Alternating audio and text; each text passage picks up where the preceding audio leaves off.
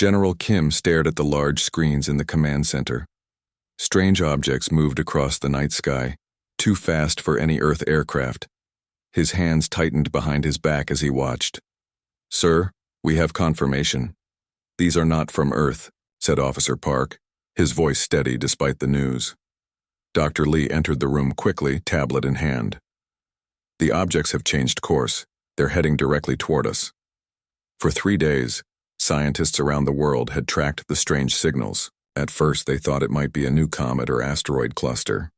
Now they knew better. Something was coming to Earth. "Have we made contact?" Kim asked. "We've sent messages in all known formats." "No response," Park replied. Outside the military base, life continued normally.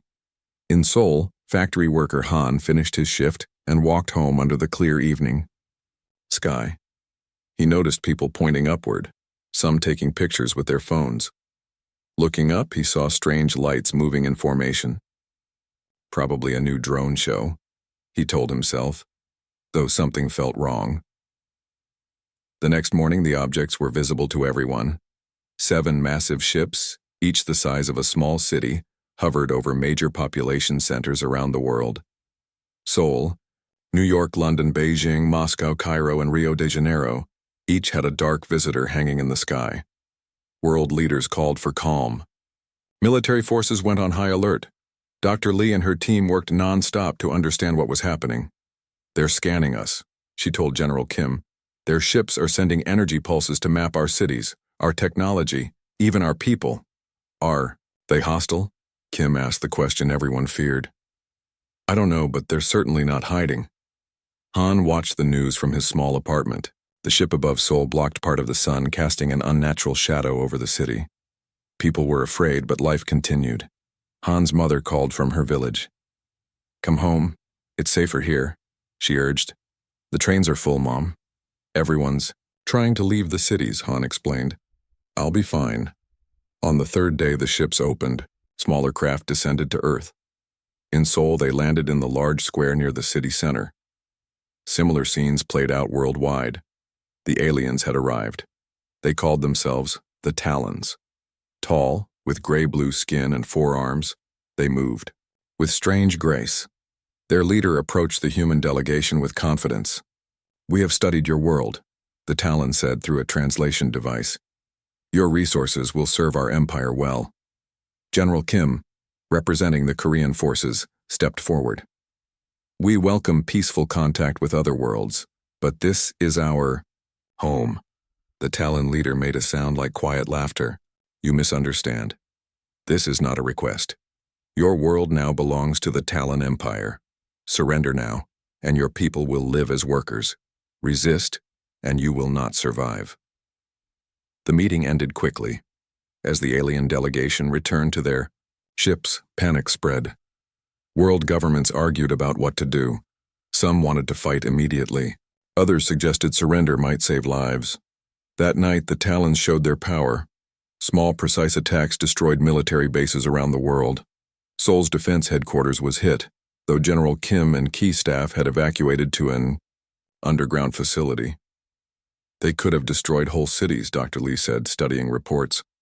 "They're being careful with what they consider their new property." Han watched his neighborhood change overnight.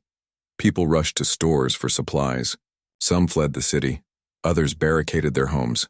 Han made a different choice. He joined other citizens gathering at community centers, organizing themselves. "They think we'll just give up," an old teacher told the group Han joined. "They don't understand humans."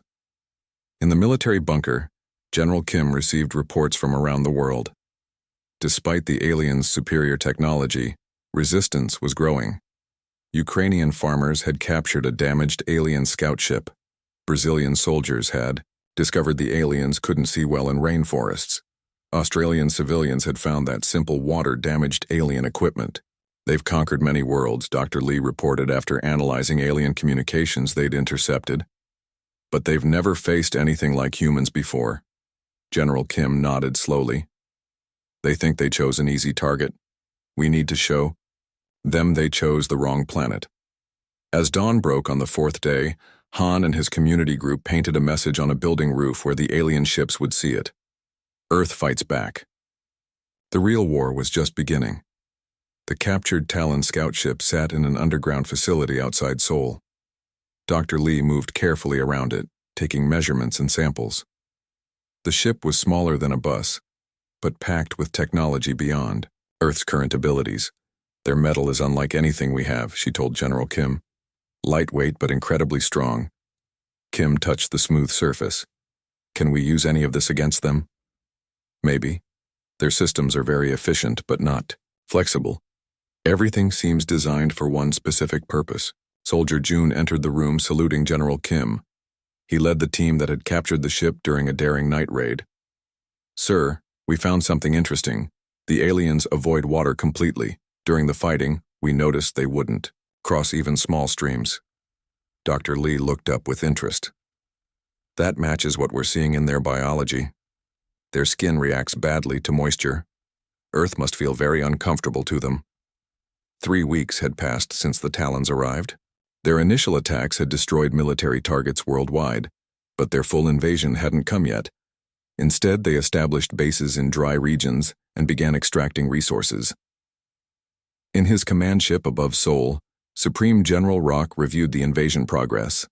The data made him angry. Why is this taking so long, he demanded.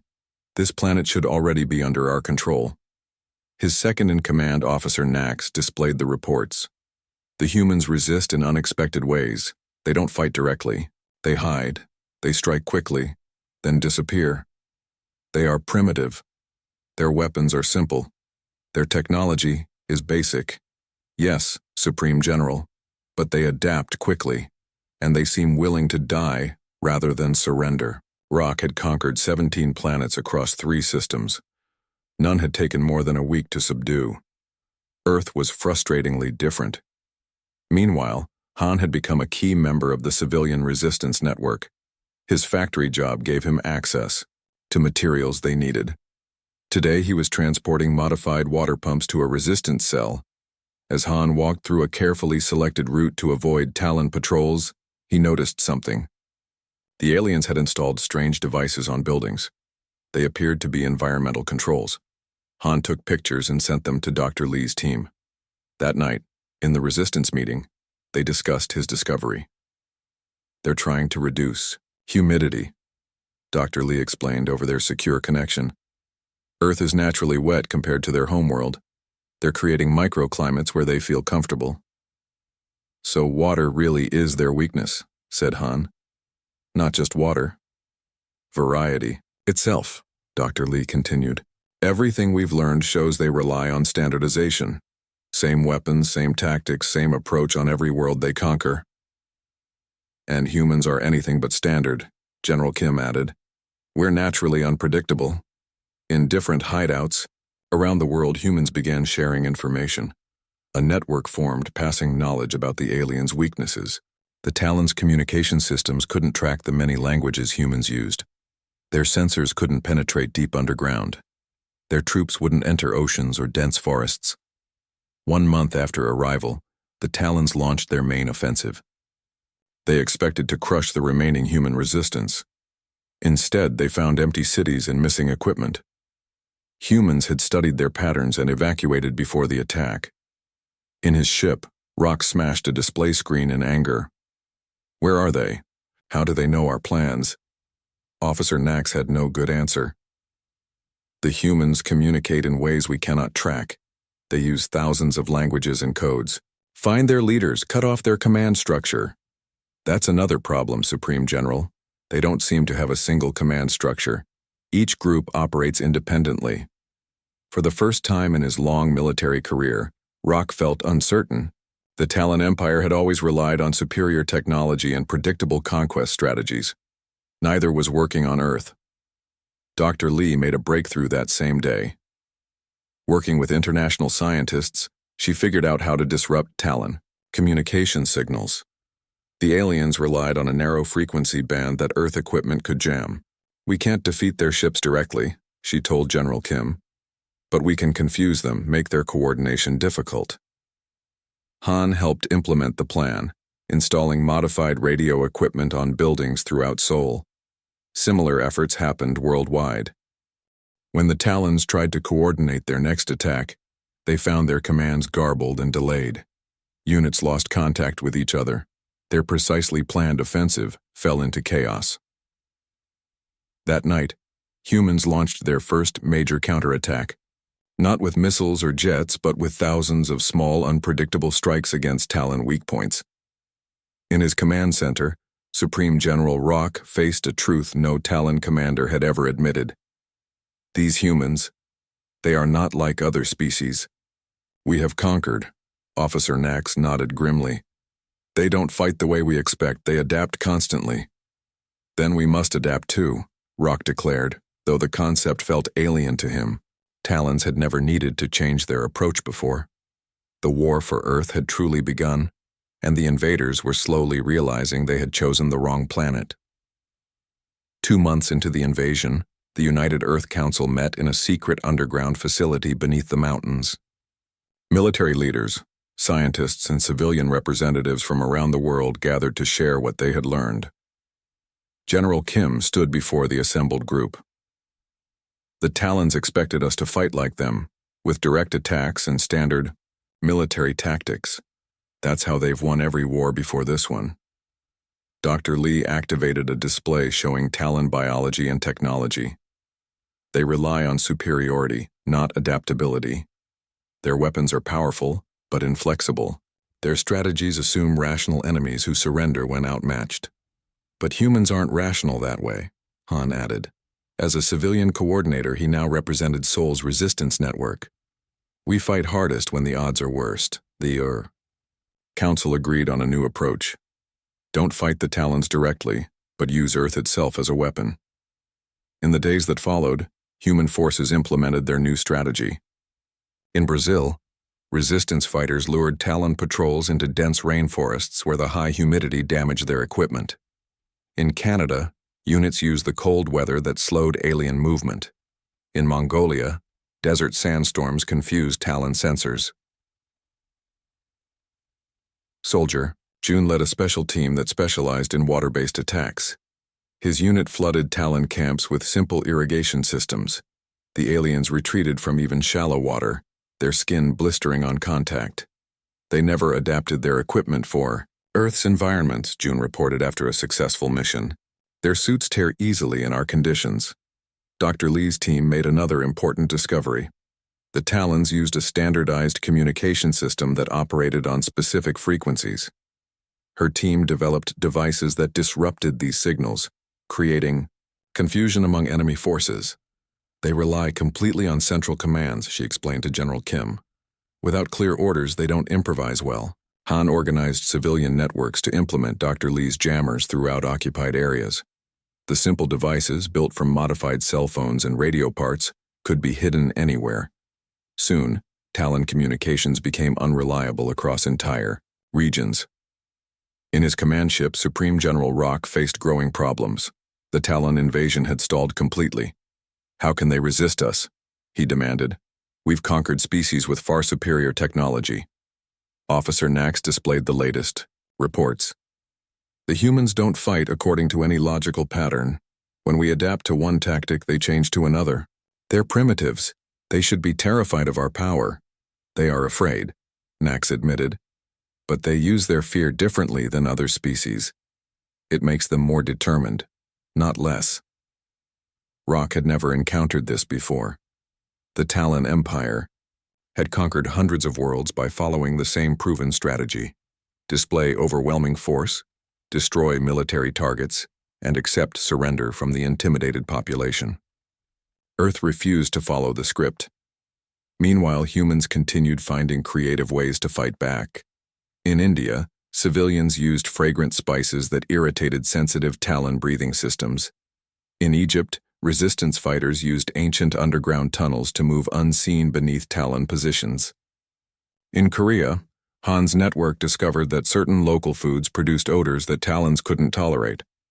Their senses are different from ours, Han explained during a resistance meeting.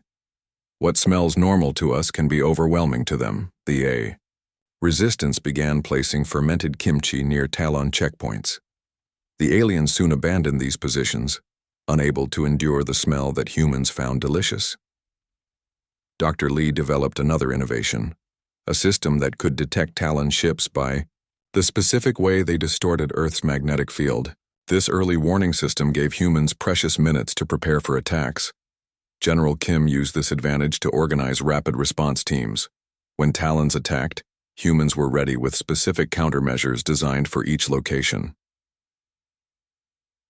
3 months after the invasion began, the Talons launched their largest offensive yet. They attacked simultaneously in 12 major cities, expecting to finally crush human resistance. In Seoul, Han watched from a hidden observation post as the alien ships approached. He activated the early warning system that Dr. Lee had designed. Across the city, civilians took shelter in places Talon sensors couldn't penetrate. Special teams activated water defense systems that made large areas impassable to the aliens. Soldier Jun and his team waited in strategic positions with electromagnetic pulse devices that would disable Talon weapons when triggered. When the Talons landed expecting to find unprepared humans, they instead found empty streets. As they advanced, Jun's teams activated their devices. Talon weapons suddenly failed. Humidity control systems in their suits malfunctioned. Similar scenes played out in cities worldwide. The massive offensive that was meant to end human resistance instead resulted in the first major Talon defeat. That evening, in his command ship, Supreme General Rock faced an unthinkable truth. "These humans," he told his officers, "may be the most dangerous species we have ever encountered." Officer Nax nodded solemnly. "They don't just fight with weapons. They fight with their minds, with their environment, with everything they have, or D." The first time, the Talons began to wonder if they had made a terrible mistake in choosing Earth as their next conquest. Rain fell heavily over Seoul as Jun checked his equipment one final time. His team waited silently in the drainage tunnel. The plan was dangerous but could change everything if it worked. "Remember," he whispered, "we need to reach the central control room. Don't engage with Talons unless absolutely necessary." Above them, a major Talon base controlled operations for half the continent. The aliens had built it carefully, with advanced defenses against air attacks and ground assaults. But they hadn't considered the extensive water drainage system beneath it, a network Jun had worked in before the invasion. "They hate water," he reminded his team. "They won't expect anyone to come this way." Across the city, Han coordinated with other civilian groups. Each had specific tasks in tonight's operation. Some would create distractions. Others would activate jammers to block Talon communications. Han's group would help guide Jun's team through the drainage system using old city maintenance maps. "All teams ready?" Han confirmed through his encrypted radio. "Operation starts in 30 minutes. In her secure lab, Dr. Lee made final adjustments to her newest device. If Jun's team could place it inside the Talon base, it would connect to the alien systems and transmit valuable data back to human forces. More importantly, it could temporarily disable their defense grid. "The device is ready," she told General Kim, "but it will only work for 20 minutes once activated." "That should be enough time," Kim replied. "If we can disable their defenses even briefly, we can strike all their major positions simultaneously." Kim looked at the global map showing planned attack positions. After 4 months of fighting, humans had organized a coordinated resistance network spanning continents. Tonight's operation wasn't just happening in Seoul. Similar teams were infiltrating Talon bases worldwide. Inside his command ship, Supreme General Rock reviewed the latest reports with growing frustration. The conquest of Earth was taking longer than any previous campaign in Talon history. "We control the major resource areas," Officer Nax reported, "but human attacks are constant. Small strikes never where we expect." "Their resistance makes no logical sense," Rock said angrily. "They cannot win this war. Our technology is superior. Our forces outnumber their organized military. Why don't they surrender?" "Their psychology is different," Nax suggested. "They seem to fight harder when victory seems impossible. A strange concept to Talons, who always calculated odds precisely and never fought battles they couldn't win. The rain intensified as June led his team through the tunnels. The sound of water masked their movement. Han's voice guided them through his earpiece, warning of turns and obstacles ahead. Approaching the base foundation now, June whispered, "Any Talon activity above us?" "Their sensors are focused outward," Han replied. "They're not monitoring the drainage system." June's team reached the access point beneath the base. The metal grate was locked but not alarmed.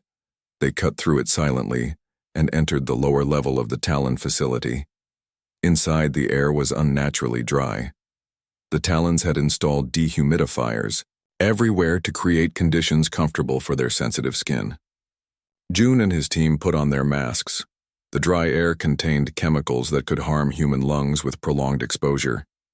They moved carefully through maintenance corridors, avoiding patrol routes that Han's team had mapped over weeks of observation. Their target was 3 levels up, the central control node. Across the city, other resistance groups began their parts of the operation.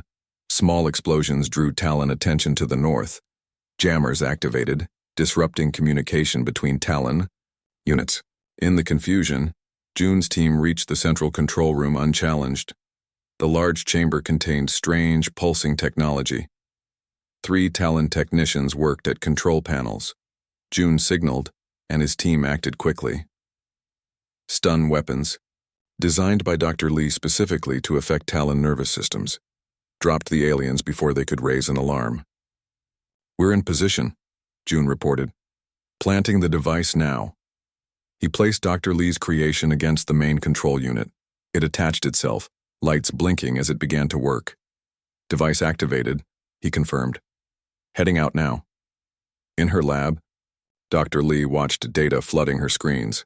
"It's working. We're getting everything: defense codes, ship locations, communication protocols." General Kim immediately sent the signal worldwide. Human forces everywhere began their coordinated strikes against suddenly vulnerable Talon positions. In his command ship, Rock watched in disbelief as alerts flooded in from every base. "What's happening? How did they breach our defenses simultaneously?" "Officer," Nax checked the systems frantically.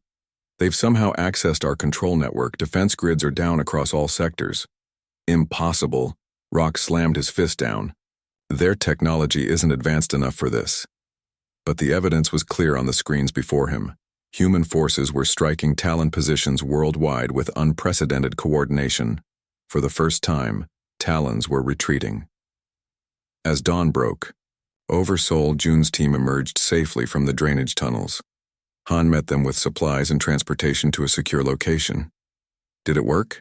June asked. Han smiled. "Better than we hoped. The Talons are in full retreat from major cities worldwide. Dr. Lee says the data we captured will help us target their remaining strongholds." For the first time since the invasion began, humans weren't just resisting, they were winning.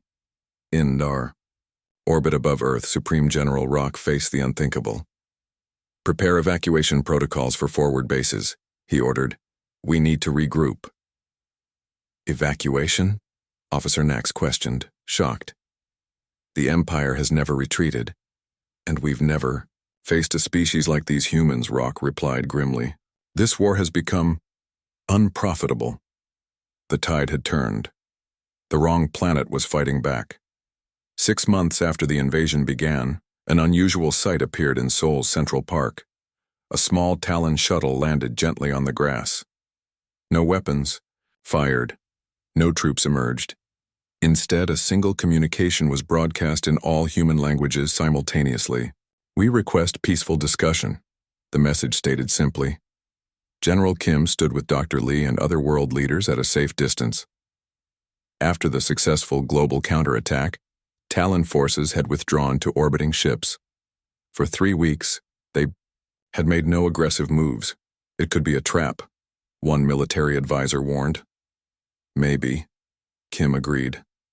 "But we should hear what they have to say." The meeting location was arranged carefully, an open-air pavilion where both species could be comfortable. Humans provided their own seating and environmental controls. The Talons did the same. Supreme General Rock emerged from the shuttle with Officer Nax and 2 guards. Rock looked different from when he had first arrived on Earth. His commanding presence diminished, his movements less certain. General Kim led the human delegation. Han was there too, representing civilian perspectives. Dr. Lee brought data on both species to facilitate understanding. "You fight unlike any species we have encountered," Rock began without greeting. "We have studied your history. You fight even when victory is mathematically impossible."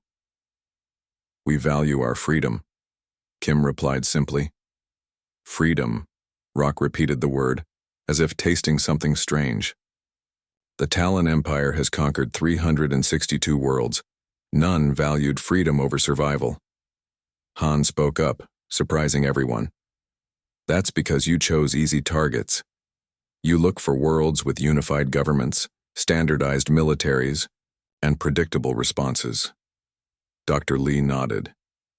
"Your conquest strategy depends on creating fear and offering conditional survival. But humans respond differently to fear. It makes us more determined, not less." Rock's 4 eyes blinked in sequence, a Talon expression of reluctant agreement. "Your species is inefficient but effective. You use primitive technology in unpredictable ways. You accept high casualties to achieve objectives. Your decentralized command structure cannot be disabled with targeted strikes. We call it adaptation," Kim said. "Humans have always adapted to survive." The discussion continued for hours. The Talons explained their empire, built on efficiency and standardization.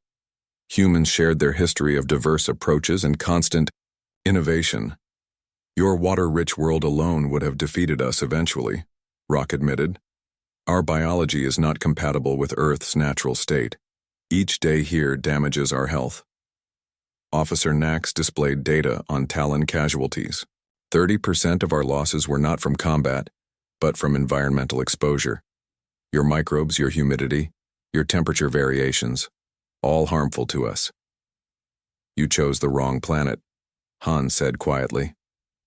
For the first time, a sound like laughter came from Rock. "Yes, the first wrong choice in our expansion history." The conversation shifted to the future. The Talons could not successfully occupy Earth. This was now clear to both sides. But what would come next? "The Talon Empire has never negotiated peace," Rock stated. "We conquer or we leave." "Then this will be another first," Kim suggested. Dr. Lee presented a proposal developed by scientists worldwide. "We've studied your technology. You've studied ours. We can establish trade relations that benefit both species." "Trade?" Nax seemed confused by the concept. What could primitives offer the Empire? Han smiled slightly. "Innovation, new ideas, solutions you haven't considered." Dr. Lee continued, "Your ships use fuel that's rare in your systems but common on Earth. We can provide resources you need without conflict." Outside the pavilion, people gathered to watch the historic meeting. News broadcasts showed similar scenes, worldwide. After months of fear and fighting, the possibility of peace felt almost unreal. As the sun set, basic terms were agreed upon. The Talons would withdraw completely from Earth. A non-aggression pact would be signed. Limited trade would begin in neutral space. Most importantly, the Talon Empire would officially recognize Earth as a sovereign world, not a conquest target. Before departing, Rock approached Han directly. "You are not a military leader or scientist. Why were you included in this negotiation?" "I represent ordinary people," Han explained, "the ones who found new ways to fight when traditional defenses failed. Your species is stronger because you are different from each other," Rock observed. "Talons seek uniformity in all things." "Maybe that's why you keep conquering new worlds," Han suggested. "You're looking for something you don't have, diversity of thought." Rock considered this silently. Then he extended one hand, a gesture he had learned humans used for agreements. Han hesitantly shook it. As the Talon shuttle rose into the evening sky, people cheered across Seoul. Similar celebrations erupted worldwide. The invasion was over. In the following days, Talon ships departed Earth's orbit one by one. The last to leave was Rock's command vessel. Before jumping to deep space, it transmitted a final message to all Earth frequencies. The galaxy now knows. Earth is not to be invaded. Han watched the stars that night from his apartment rooftop. The world had changed forever. Humans now knew they weren't alone in the universe. More importantly, the universe now knew about humans. They chose the wrong planet, he whispered to the night sky. And now everyone out there knows it too.